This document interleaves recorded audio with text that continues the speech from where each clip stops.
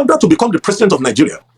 Nobody can argue there were deals that went on. But what he did was to play them against each other so that you're alleging that the President Tinubu had a deal with the terrorists? Excuse me, it is no longer a secret anywhere in the world. Boom, this is bombshell. You see, I want you to take your time, listen to this video.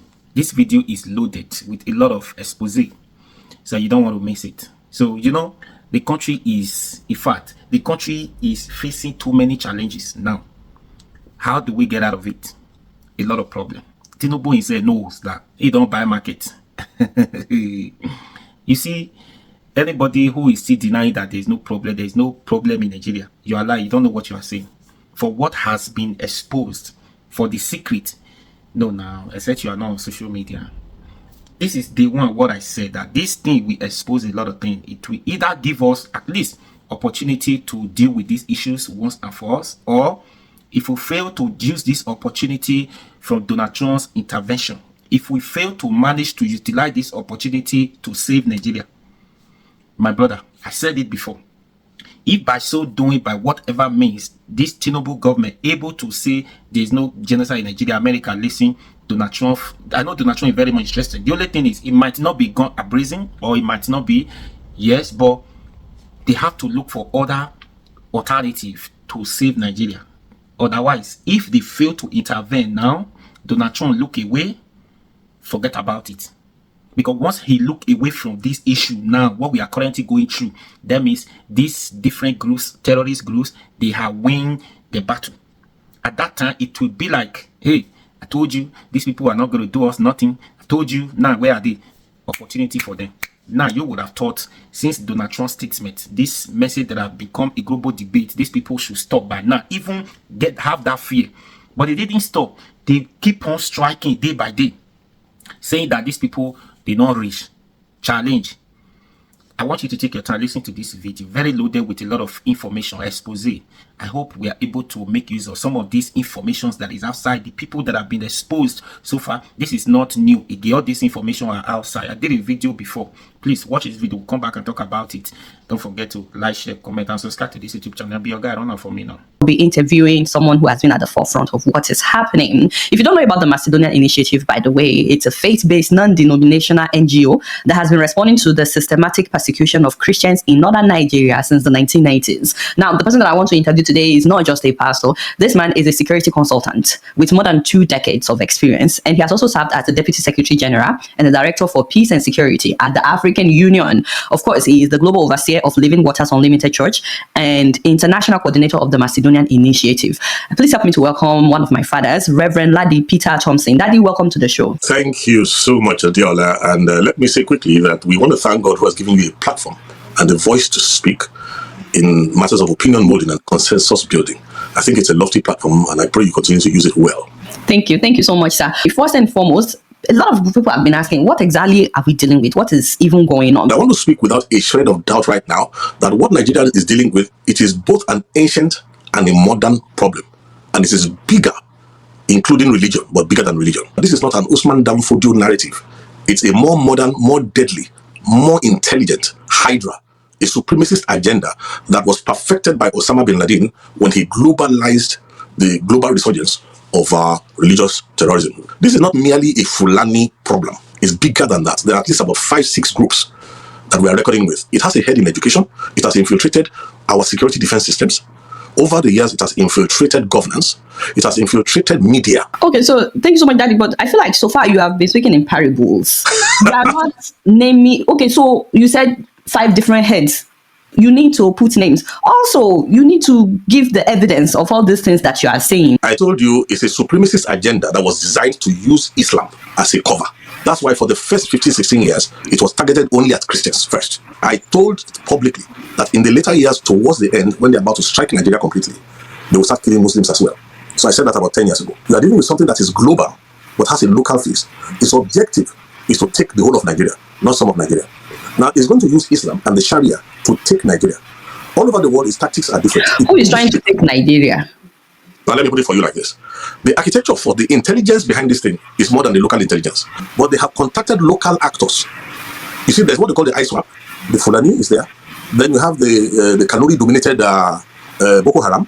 Then you have Lakurawa, Ansaru, and all those other offshoots of the global templates provided by Al-Qaeda. Many headed, only one hat. And what the idea is to take Nigeria, take West Africa, take the rest of Africa, and then use that resources to dominate the world. Okay, so it's Al-Qaeda that is trying to take over Nigeria through these different terrorist organizations. An intelligence created by Al-Qaeda between 1991 and 1996, Osama bin Laden was in Sudan, perfecting the model of how to globalize terrorism and rule the world with Sharia. And he knew they would have to kill Muslims as well. So what we're dealing with is bigger than just a religious problem. It's a supremacist agenda covering its face with Islamic religion. So for people that may be watching right now, some of them will say, we've been hearing about things like this for a long time. Where is the actual evidence? Like what you said, bin Laden drafted in Sudan. Is there a record of it somewhere? Like some people would say, where is the evidence to the things that you're saying? Okay, one of the greatest weaknesses of the African nations of the world, including Nigeria, is the inability to mathematize inquiry. That is to collect statistics and data, crunch it, and then do what they call concatenation. That is to join all the dots and use that to come to a conclusion and predict things that when they happen, you will not be surprised. If you follow the media in Nigeria over the past 20-something years, there's nothing I have said beforehand that did not come to pass, including when the color of the terrorist, the color scheme of the terrorist is going to change in the latter hours, when they are bringing in people from the Maghreb and they're bringing in other people from outside of our borders. So if you want evidence, I will give you some. Number one, let me give you something very simple. There's no place in the world that has responded to an already documented resurgence of global Islamism by claiming to arrest terrorists, and then you will claim that you have de-radicalized them, and then you absorb them into the Nigerian army. You see, that one alone is an amazing case of stupidity. I've never heard of this kind of madness before. An armed robber comes to your house, you arrest him, instead of prosecuting him, you claim that you have changed his mind, and you now make him join your Megadis. That is, of course, one. Number two, if we correlate, I can tell you from the beginning, one of the things I discovered from the year 1999 to 2000 was government complicity. And why do I say so? We have reached a stage now where we are not afraid of anything anymore. In those days, we were more afraid of the enemy within than the enemy without. So today, there can be documents that I will give you, we'll put on display. When you find out that young girls are kidnapped, married off, taken away from their husbands, I mean, sometimes young girls are kidnapped, sometimes wives are kidnapped, married off Islamically, and you will see that if someone will come, the governors were aware. I can give you a case where we had to curb a terrorist attack in Kaduna State. We could tell you the modus operandi. It started with Gumi when he came back from Mecca, when he came back from Saudi Arabia. His first tafsir in Kaduna was a call to violence, to slaughter. The VHS came to me because we have been setting up early warning systems, and this is what a real early warning system is to prevent something. When we got it, we translated it into English, and at that time it was Obasanjo who was the president of Nigeria. Thank God for the first square general overseer, who is now Wilson Badijo, who assured me that what we prepared and gave to him was given to Obasanjo in his bedroom. But what I didn't know was that we were still monitoring Kaduna to see whether the arms build-up towards the execution was going to stop. When we saw that it was not going to stop, in fact, this is a good example I'm giving you, I had to call a special strategic session with media, because media is a force expander in this new war form, this Hydra-headed war form. At that time, the man they call Additional, who became Buhari's media, whatever, was at that time an editor-in-chief or something in one of the newspapers. They gathered together, and I told them, this is a problem. They are about to kill 600 to 900 people. Femi Additional. They are about to kill 600 to 900 people in Kaduna. And I said to them, we have sent all the information to the army, to all the places. There's nobody stopping them. Unknown to them, we were monitoring. The Gumi boy went into the SSS office in Kaduna laughing and came out laughing. When I got that report in Lagos, we decided to call this media meeting and said, look, how do we solve this? Now, there's a headline that we had to put up, where they did as if they interviewed the head of CAN and had to interview Gumi. Immediately, we took the front pages, the full pages in the newspapers and the new media, and the news blew across the world. The queries came to the president of Nigeria. It was reported to me directly that the Gumi boy entered, then it was a small boy, he entered the SSS office. This time he didn't come out laughing. He left the country immediately. Now, this is a guy who had been banned by Saudi Arabia. They didn't allow him to enter Saudi Arabia. Let me give you another proof. I was on television when I found out there was no other way of escape, when an Al-Qaeda operative was already appointed as a federal minister in Buhari's government. And I questioned, do you mind naming that minister? What's his name? Something Issa Pantami. How do I know? I supervised an evacuation in 2004 when a young Christian was slaughtered in the mosque of ATBU. That's Abubakar Tafawa Balewa University. Okay. Now, when we supervised that, it was this Pantami who was a lecturer in that university at that time who put a fatwa on certain students because they preached the gospel to Muslims in a university. And at that time, when they killed that boy, we had to go and evacuate the others whose names I spoke to them recently. They are still afraid till now. The young guys brought them into Lagos. We made arrangements to take them into other countries where there's better respect for human worth. And then Sunday Achi was the name of the student who was murdered. Okay. At that time, for you to know how this thing works, there was a bishop who was working with the Ambassador government who went to arrange for the burial of this boy. And when I said, let us make it an issue, they at that time were cooperating because they didn't realize how dangerous this Hydra is. Later, that Hydra attacked that bishop, almost killed him, finished his secretary. Fortunately, they couldn't catch his wife. They maimed him. And today, he's one of the forefront advocates who has realized how dangerous this thing is. I could easily give you many more examples. One of the former head of states who was claiming that there was nothing in his time, I was at a meeting with him in his home in Ota. When he gave me his own version of what he believed was going on, I said to him, sir, during your government, they were already building up more and more, infiltrating more and more. I said, do you remember a meeting you went to have in northern Nigeria when these things happened? When you left, they slaughtered every member of the family that entertained you. I said they were sending you a warning to back off. Now, some years later, he went for a security meeting outside Nigeria, and I think when they showed him the build-up of what is coming into Nigeria when the final phase comes. Look, the Nigerian army in totality, everybody knows what the number is. The last time they engaged the BH on 3 war fronts, it took almost 2.5 weeks to overcome. So everybody realizes that if you think the Nigerian army can withstand a combined forces of what ISWAP has planned in the future, what is working for us right now is very simple. Nigeria is 220 million people strong. The number of all these people who want to swallow Nigeria, they're not even up to 450,000. Now, the strength of this is, let me break one nonsense that is going on around. And this is what we have to be careful to counsel the US government about. Anybody who looks and thinks that the Fulani is a primary problem is a joker. The Fulani is not the primary problem. All the combined forces of all these people is not up to 400 something million. Now, is it this ill-educated... 400 something thousand. Yes. All these ill-educated, all these, what can I say, anachronistic human beings who are wearing loincloths all over the whole place, do you think that they are the real problem? Listen, the Fulanis have told you that they were busy using their 6 when people came and gave them AK-47s and took their children to go and train. Why don't we realize that it's the intelligence that is arranging logistics, that is arranging safe passage for them? I have boys in the army. We used to pray for them. When they locate the enemy position in the Nigerian army, a signal comes from Abuja that they should not attack. The signal will be delayed. After 3 hours, they tell them, now go. The Boko Haram will have left that place. So, what more proof are you saying that the Nigerian government is involved in what is... What are you saying? Even Jonathan, before he left, openly said they are in my cabinet. Look, this thing has been known to collapse nations from within. So there's nothing new about what is going on in Nigeria. It's just like the architecture of... I would rather speak to the younger generation, the digital generation who understand programming. Because it looks as if the older generation don't have what it takes, don't have the understanding to acknowledge that there's a problem here. And let us come squarely.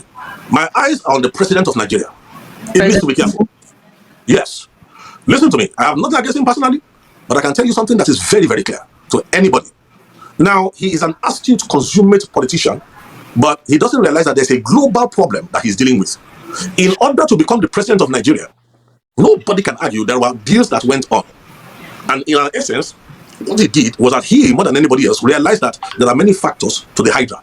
In terms of the kinetics, apart from the Fulani, the Boko Haram, the ISWAP controlled, Ansar, Lakurawa and Co. And what he did was to play them against each other. So that... you are alleging that President Tinubu had a deal with the terrorists? Excuse me, whether we like it or not, it is no longer a secret anywhere in the world that... So, but what's the evidence? Some people will say that... Okay, let me give you talk. Let me throw you one quickly. People don't realize that the Mandela bombing in Niger State, the Catholic church that was bombed in Niger State, the fellow who headed it actually was in Lagos, in Snake Island. 2 days, 3 days, and then traveled to northern Nigeria to take his team to execute. What does that tell you? Now, when he got into police custody, he was arrested and he miraculously escaped. When he escaped miraculously, where was he arrested? Where did he take up refuge? He took up refuge in the lodge of a serving high-placed government official from Borno State, who happens to now be who? The Vice President of Nigeria. So what am I talking about here? Tinubu is one heartbeat away. You see, I feel sorry for him. In a way, we need to protect President Tinubu's life. He may think he has the guts to face this people, but I can tell you something, he has totally misread the size of the problem in which he has gone to double his hands. Okay, so you said a lot of things. These are serious allegations. Please, don't even bother. I'm the one talking. Listen, yes. We are the circumcision. We worship God in the spirit. We rejoice in Christ Jesus and we have no confidence in the flesh. I'm a statesman. We worry about the generations to come. I'm not worried about the next election. There's nothing I'm saying that cannot be substantiated, not only within Nigeria, but globally. So let nobody deceive themselves. His so-called, look, why do you think the federal government is trying to deny an evident truth? And all these people who have collected 30 pieces of silver, all these people speaking from two sides of the mouth, who are just shifting positions like the mendacious president that we have, why do you think they're going on like that? Because there's a plan. If this intervention had not come, and the president was allowed to go through his 8 years, who would he hand over the country to? And does he think they're not wise enough to know that if they are able to eliminate him, into whose hand does the country go? Now, this is where the problem is. If the country goes into the hand of the Boko Haram, the Fulani will not be happy. Those who are, look, let me give you a good example. An open secret. When Shekau became Are you saying that the country will go into the hand of Boko Haram after Tinubu? Please, if you remember very well, just after he came in, there was some kidnappings, some bombings, and then there was an outrageous demand for one impossible, I can't remember, was it 20 billion or something, impossible amount of money. When that demand was made, it was not really because they felt that kind of money we paid. It was a direct message, a coded message to the presidency. Everybody is aware now that there was complicity in the times of in terms of the former president Muhammad Buhari. Like I mentioned Issa Pantami. Also, don't forget about that his interesting governor who turned against Buhari in the last minute, who was persuaded to turn against Buhari, the worst governor Kaduna State has ever had. And I said something when Kaduna State was Governor El-Rufai. Yes. Look, let's not even go there. Go and look at his tweets in the earlier years. Go and look at his own open admission on television that he left Nigeria to neighboring countries with money to go and sponsor the terrorists who had come to kill in Nigerian territory. Why did they have that kind of confidence then? Was because they knew they had entered governance. Now, as I'm speaking right now, listen, we need to reformat this country. And there's an opportunity that has come right now that if we mismanage this opportunity, let me tell you something, even God in heaven will look away. When in the south part of Nigeria, in the eastern part of Nigeria, 13-year-old girls end up being raped. Look, there was a blogger recently who was being political, and I want to tell everybody prophetically right now what is coming up for those who refuse to face truth, those who refuse to give value to the lives of others. The young blogger recently said that there's no genocide, I'm a Christian, I don't feel threatened, long live P-Bat. She was one of those who was killed, if the account that is coming is right, in Kwara State in a church attack. Oh, she thought it was far away. Now, this is the fate, sadly, of those now, by opportunity, you're talking about Trump saying that he would interfere with what is happening in Nigeria. Well, I prefer the word intervention, and let me put it for you like this: for any godly-minded person, the declaration of Nigeria as a country, a CPC, that designation, yes, that designation is a human designation. What we should worry about is that God in heaven himself had already declared Nigeria as a country of particular concern. Listen, according to prophecy, Nigeria is supposed to be the trigger of a global move of revival. Then the other side too decided that Nigeria must become the epicenter of the next greatest satanic attack against the entire world. So the destiny of Nigeria is what we're fighting for. Look, the corruption in Nigeria, I gave an interview when President Tinubu entered, and I didn't remember saying that it will not be an honor for anybody to serve in this dispensation. After the negotiation, he bought. Look, the mantra of this government is this: whatever problem money cannot solve will be solved by more money. Not realizing that there's a hyper-dimensional problem, a problem bigger than money. Look, let me tell you something, the mistake that he's making. The whole Nigerian budget, when you look at it every year, all said and done, comes to how much? Maybe about $30 billion. How much does the diaspora remit to Nigeria every year? $20 billion. Yes, so, sir. When you hear Nigerians, you see, when poverty has been weaponized against a nation, people cannot think anymore. The older generation have been reduced by the weaponization of poverty. So, look, thinking is an expensive thing. So it's not easy. Don't blame the average Nigerian. Okay. People are susceptible to money. So, Daddy, before we round up, you've said a lot of things. Are these things that you can defend, like the allegations of the president, the vice president being part of, the Boko Haram? In whose house was Kabiru Sokoto? In whose home was Kabiru Sokoto hiding before it was picked up? Please, if not for global interference in Nigerian affairs, we are ready 90-something% to the day of doom. So if we like, let us miss this opportunity. All those talking from the same different sides of the mouth, they will soon know what it is. So exactly what do you want the US to do? Very simple. There are 4 sets of people who are talking to us in the US. Number 1, those who are genuinely concerned. All right. Number 2, we have those who are looking for government appointments. Number 3, in the US, looking for government appointments in Nigeria. Government appointments in the US. They are careerists. Trump's administration. Then there are those who know that money, US dollars, follows policy. So if not for Trump, they will not be speaking up. They're there. And then there's a last set of zealots who are so zealous that they reject God's wisdom. Those ones are what we call sincere ignorance and conscientious stupidity. They're equally as dangerous. So this is what I want us to do. If Nigeria cooperates properly with the window that God has used Trump to open, There's something that I cannot talk about in detail now. It's called the flight of two eagles. There's a bald eagle in that vision that can rescue the green eagle. Now, if we are able to eliminate the unnecessary voices that are fouling the waters in America for us, both within those against us and those for us, and remain only the voices that are looking forward to the future of Nigeria, let me tell you what will come out of it. Number one, Nigeria will become a nation. Watch this, where the value of life will be something else. We will leap for quantum leap to the forefront of global civilization, all within 4 to 8 years. Number two, the Nigerian foreign exchange right now that is about 1,600 naira to the dollar can be brought down to at least 1 to 250 to 350 naira to the dollar if we cooperate properly with understanding to tailor the American response in a way that will be profitable to the global community. So have you discussed any of this with the Nigerian government? Have you presented a government that is busy denying? Listen, the moment the Nigerian government is ready, even for President Tinubu, there's a way of escape for him. I fear for his life. If you do a proper concatenation and look at the analysis of what's on the table and the way these things are going, he can't trust anybody around him because there's an option open to them, which he's aware of. Okay? But Nigeria cannot afford that option. What's the option? Well, the point is this. If he cooperates with us, we have been studying this thing, we have been watching over this, we will create a Nigeria where no Muslim, no Christian is oppressed. Now, let me tell you this.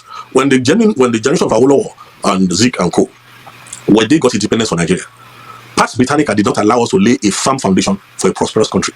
The divide and rule included religion. Now, this opportunistic hydra created by Osama bin Laden is using that opportunity. Now, if only Tinubu will cooperate, I will tell him that the first friend of Nigeria and America, first of all, in the olden days, was a man called Frank Wolf. Next is Chris Smith, Congressman Chris Smith.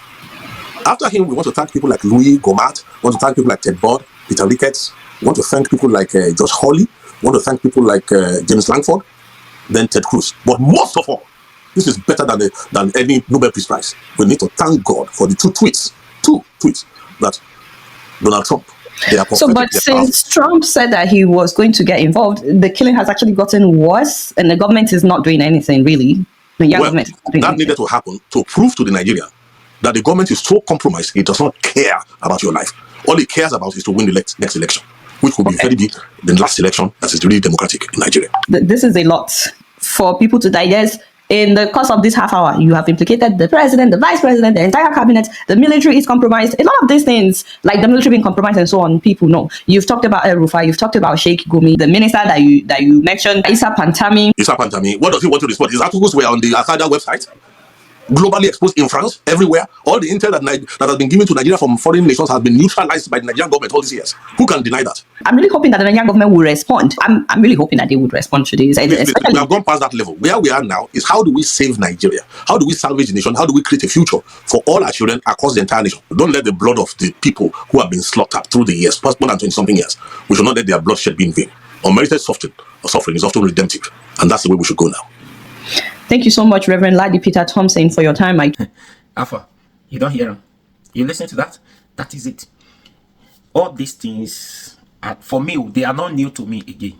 I have all these informations in my head like this. All these things, what has played out in Buhari's government, combined to Tinubu's government. Now, all these informations, people are calling names, mentioning. Some journalists do not want to mention somebody on his or her shows or his or her platform to say it is me. A lot of issues now. People are very scared. Journalists are watering down a lot of these issues. The government downplay a lot of these issues killing. And now the worst part of it now, instead of government to find solutions to the problem we have that is for us now, they are working hard to silence me, you who is using your social media platform to report issues like this. That is a major problem. So they are not interested in solving problem. They are interested in silencing people who are reporting the issues, talking about the issues.